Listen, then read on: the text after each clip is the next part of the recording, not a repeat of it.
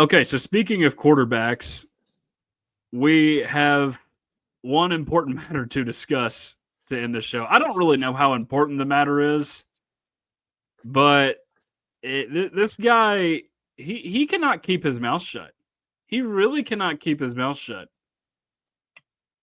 Yeah. Diego Pavia, it's a day that ends in Y, so he's going to be talking about some other team in the SEC. He's already run his mouth at Alabama.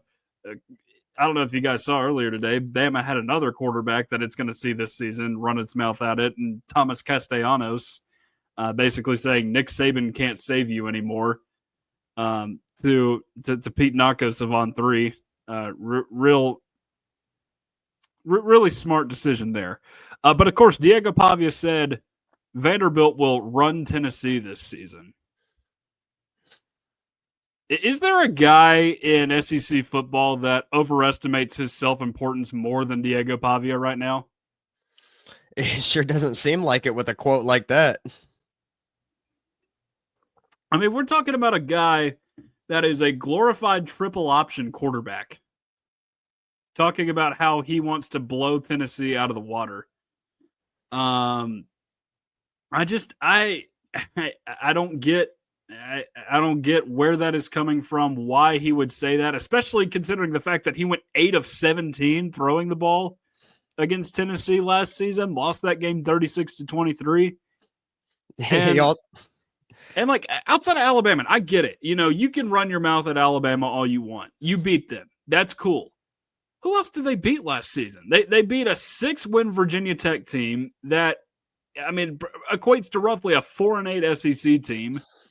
You beat a 4-8 Kentucky team on the road. You beat a 5-7 Auburn team on the road, and Hugh Freeze, who you've already beaten twice in your college career that you've been in for 10 years too long.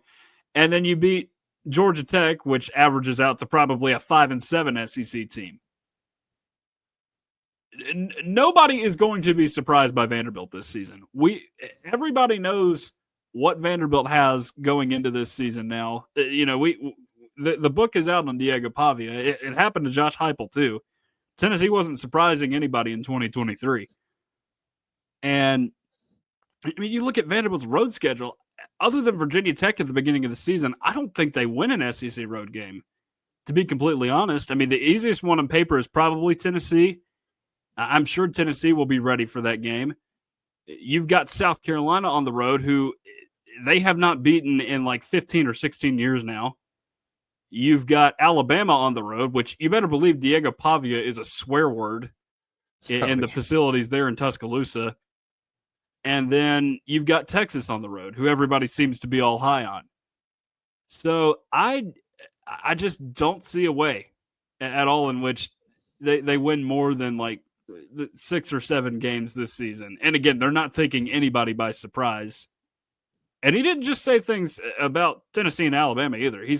He called out the entire Big Ten too. Not that Vanderbilt will get matched up with a Big Ten team anytime soon while he's in college, but it's just, you know, these guys that are running their mouths, like, and this applies to Thomas Castellanos from earlier today as well. You know, the quarterbacks that we grew up watching, Jordan, guys like Johnny Manziel and Joe Burrow, who maybe came across as arrogant sometimes, and they could be. Believe me, they absolutely could be. But you know what? They backed it up. They won Heisman trophies. In one case, they won a national championship. They're not out here quitting on their team in the middle of the season or running a triple option offense for a 7-win team, like some of these guys are. Like these dudes have not earned the right to run their mouths. They haven't. No, they beat Alabama once, and they think that they are the next big thing. But Pavia talking about running Tennessee after this year. Why didn't he run Tennessee last year? I mean, they lost by 2 touchdowns. And on top of that, I mean, you already said it, 8 for 17 passing, but he had 104 yards. He had a touchdown interception, 47 completion percentage. And the last time that Vanderbilt ran Tennessee was for a brief period from like 2012 to 2018. Besides that, the last time that Vanderbilt got 2 wins in a row against Tennessee was 1925 and 1926. Makes sense. We're talking about 100 years. 100 years. So yeah, Vanderbilt, you can have your flowers during the Derek Dooley era and a little bit later on, but I mean, there's nothing for Vanderbilt, any Vanderbilt player to be talking about, especially when they lost last year. And then looking at it right here, I mean, the head-to-head record of all time is 81, 32, and 5. That's got to be one of the most dominant series in all of Yeah. college football. It's not as dominant as Tennessee, Kentucky, but it's close. It's close. Yeah. The next time Josh Heupel scores fewer than 35 points against a Vanderbilt team will be the first. He scored 36, 48, 56, and 45. And you couldn't expect it. Tennessee's going to get run. Tennessee's going to get run by Vanderbilt. It ain't going to happen in a million years. Even if Vanderbilt was to get lucky this season, I mean, it'd go back to normal for the foreseeable future. I mean, there's not a world where Vanderbilt's ever going to be a better program than Tennessee. There's no way statistically, unless they win like the next 60 years in a row, that they're going to have a chance of beating Tennessee's all-time record against them. I mean, there's really nothing for Vanderbilt to say. You and I will be dead by the time they have a winning record against Tennessee in football.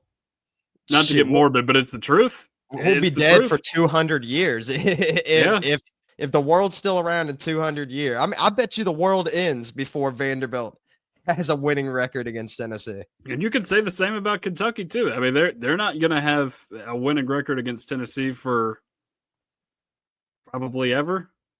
I mean, they've dug themselves into a huge hole. Yeah, no, it's just absolutely hilarious. And you know that Heupel's going to be putting this quote up in the locker room and bringing it up before the games. And they got to play in Neyland this year. So you think that's going to go well for you? I mean, you're talking about Neyland Stadium. I mean, it's going to be deafening there when Vanderbilt comes to town. No one's going to forget about it. I know it's the off season right now. It's the summer.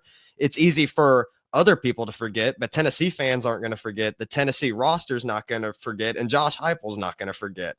And Josh Heupel doesn't seem like he's opposed to running up the scores against teams either. So, I mean, hey, whatever happens, Diego. Yeah, well, I'll say this. He does need to find a way to run up the score against opponents here soon, because that used to be the one endearing quality about him in the first couple of years of his tenure here. But, lack of stellar quarterback play has kind of hurt that a little bit. Maybe Joey Aguilar can do it, though. Maybe he can do it. Maybe he can. Everything that I've heard, that he likes to throw it down deep, throw it down the field deep, and he's not scared to make any kind of throw. So, I mean, if Joey Aguilar is the quarterback, of course, I'll support him, and hopefully he does well and everything. But I mean, I feel like there's just no world. There's no world where Vanderbilt has a chance. I mean, especially everyone knows, like you mentioned before, everyone knows what to expect from Vanderbilt this season. I mean, there ain't no gimmicks that are going to help them get this win. I mean, I'm pretty confident that Tennessee will win that. That's one of the guaranteed wins of the season right there. Tennessee versus Vanderbilt. Tennessee's getting that win. Yeah, one would think so. Although I do think Vanderbilt could have a winning record at home this season in SEC play. I think that's entirely possible when you look at Auburn, Kentucky, and Missouri going in there. Three teams that are kind of struggling a bit. I don't think LSU loses to them. But other than maybe Virginia Tech, I do not think they win a single road game this year. No, especially not in Knoxville. No, not in Knoxville. Definitely not in Tuscaloosa either. Oh, and Alabama's going to light them up something mean too. Yeah, and here's the funny thing too is like, Alabama. I've been to Tuscaloosa. You've been to Tuscaloosa. And they care a lot about their football, make no mistake, but there's just like this sort of complacency about that stadium. Like they know they're going to win. They don't have that feeling anymore. They don't have that luxury after 1 year of Kalen DeBoer. So now their crowd is going to get into it, and you better believe they're going to be ready for Diego Pavia when he gets there. Oh, yeah, and that's all that people are going to be talking about the week before, and that's all the players they're going to see on TV. All the media people on television and on radios, everyone's going to be talking about how Vanderbilt beat Alabama last season, and there's just no way that, I didn't think Alabama, when I went to the Tennessee-Alabama game a couple of years back, I didn't think that it was that extremely loud or crazy dynamic of a place. But like you said, they got used to winning all the time with Nick Saban. I mean, this is going to be a more hungrier Alabama team than we're used to. And I don't think I do not think that Alabama is going to be kind to Vanderbilt this season. No, at all.